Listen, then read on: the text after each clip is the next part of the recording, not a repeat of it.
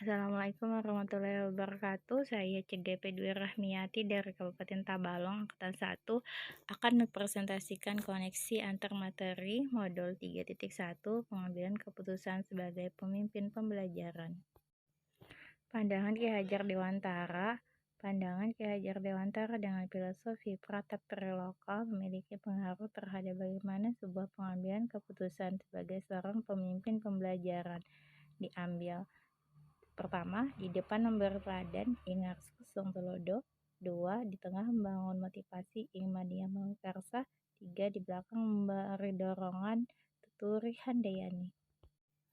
Pertama, guru. Guru sebagai model, guru harus memberikan contoh yang baik atau teladan kepada seluruh siswa karena setiap anak mengharapkan guru sebagai contoh dan teladan baginya. Ingarsus sung tulodo. Kedua, guru. Guru sebagai motivator. Seorang guru harus mampu memotivasi siswa dalam rangka meningkatkan motivasi dan pengembangan belajar siswa. Ing Madya Mangun Karsa. Ketiga, guru. Guru sebagai pendidik. Peran guru sebagai pendidik merupakan peran yang berkaitan dengan tugas-tugas memberi bantuan dan dorongan, tugas pengawasan, tugas pembinaan dengan mendisiplinkan anak agar patuh terhadap aturan-aturan di sekolah atau membangun budaya positif. Tut Uri Handayani. Pengaruh pandangan Ki Hajar Dewantara terhadap pengambilan keputusan sebagai pemimpin pembelajaran. Sebagai seorang pemimpin pembelajaran, seseorang harus menjadi pemimpin pembelajaran sehingga dapat menyiapkan tumbuh kembang anak dan siap beradaptasi dengan tantangan. Oleh karena itu, filosofi Pratap Triloka sangat diperlukan oleh seorang guru. Nilai dan peran guru penggerak. Yang pertama, mandiri. Yang kedua, reflektif. Yang ketiga, kolaboratif. Yang keempat, inovatif. Dan yang kelima, berpusat pada murid. Nilai-nilai yang tertanam pada guru penggerak akan berpengaruh kepada prinsip-prinsip yang kita ambil dalam pengambilan suatu keputusan.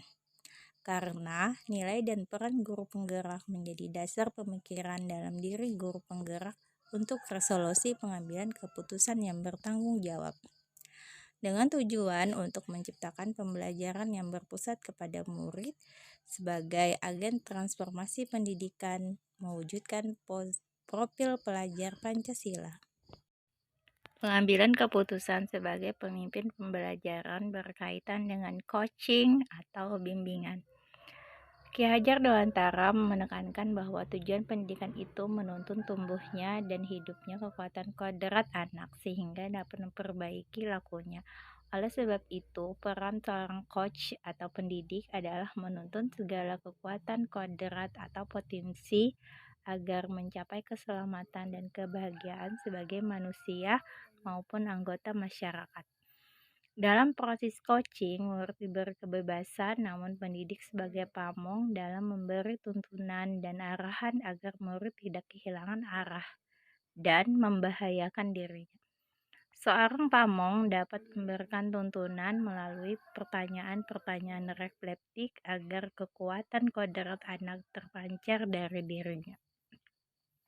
Coaching menjadi salah satu proses menuntun kemerdekaan belajar murid dalam pembelajaran di sekolah. Coaching menjadi proses yang sangat penting dilakukan dalam membuat murid menjadi lebih merdeka dalam belajar untuk eksplorasi, guna mencapai tujuan pembelajaran dan memaksimalkan potensinya. Harapannya, proses coaching dapat menjadi langkah tepat bagi guru untuk membantu murid mencapai tujuannya, yaitu kemerdekaan dalam belajar. Studi kasus dalam pengambilan keputusan. Sebagai seorang pemimpin pembelajaran, kita pasti sangat sering dihadapkan pada situasi di mana kita sebagai guru diharuskan untuk mengambil keputusan antara dilema etika benar versus benar dan bujukan moral benar versus salah. Dilema etika adalah situasi yang terjadi ketika kita harus memilih antara dua pilihan di mana kedua pilihan secara moral benar tetapi bertentangan. Kedua, bujukan moral adalah situasi ketika seseorang harus membuat keputusan antara benar dan salah. Agar hasil pengambilan keputusan tepat dan berdampak pada terciptanya lingkungan yang kondusif, maka dalam pengambilan keputusan tersebut perlu menerapkan yang pertama, 4 paradigma pengambilan keputusan, yang kedua, 3 prinsip pengambilan keputusan, dan yang ketiga, 9 langkah pengambilan keputusan dan pengujian keputusan.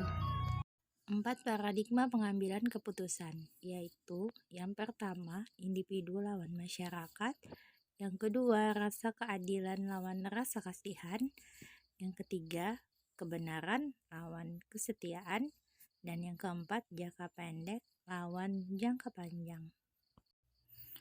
Kemudian setelah menemukan paradigma, kita akan memilah 3 prinsip pengambilan keputusan.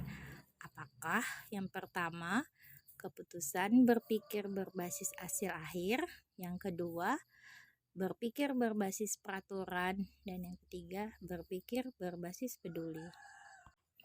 Setelah menentukan prinsip pengambilan keputusan, kita akan melaksanakan 9 langkah dalam pengambilan keputusan. Yang pertama, mengenali bahwa nilai-nilai yang saling bertentangan dalam situasi tersebut. Yang kedua, menentukan siapa yang terlibat dalam situasi ini.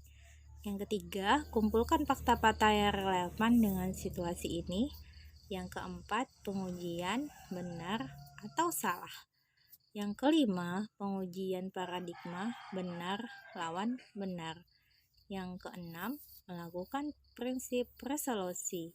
Yang ketujuh, investigasi opsi prelima. Yang kedelapan, buat keputusan. Dan yang kesembilan, lihat lagi keputusan dan refleksikan. Guru sebagai pemimpin pembelajaran dalam mengambil keputusan dapat mempengaruhi kehidupan dan masa depan murid-muridnya. Hal ini sangat jelas karena dari keputusan yang tepat akan berdampak pada murid. Guru sebagai teladan untuk mewujudkan profil pelajar Pancasila sehingga dengan teladan yang baik dapat membantu murid dalam berpikir untuk masa depannya. Pengaruh pengambilan keputusan yang kita ambil ini dengan tepat akan berdampak terciptanya lingkungan yang positif, kondusif, aman, dan nyaman. Lingkungan seperti itu akan membantu murid menjadi murid yang merdeka, belajar, dan dengan profil pelajar Pancasila.